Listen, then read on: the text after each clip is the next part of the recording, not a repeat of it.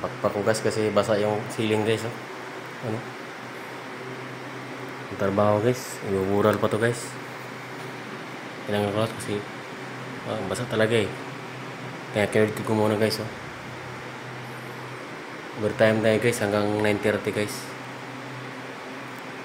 Kasi nag-umpisa tayo kanina 7:25 eh.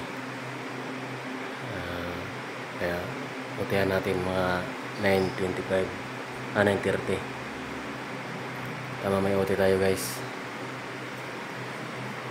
Guys, hirap pagtrabaho guys, mag-isa lang guys. Oh. Wala akong kasama guys. Kailangan guys sa ekonomiya guys. Laban lang. Ayan guys, yung kanina guys, tapos na. Dito, tapos na pintura yan. Finish na yan. Saka ito na naman ito. Tapos na rin yan. Sa likod, may pangalawang pintura na lang yun. May kupod ko rin pa ako guys. Oh. Taas, basa din yan.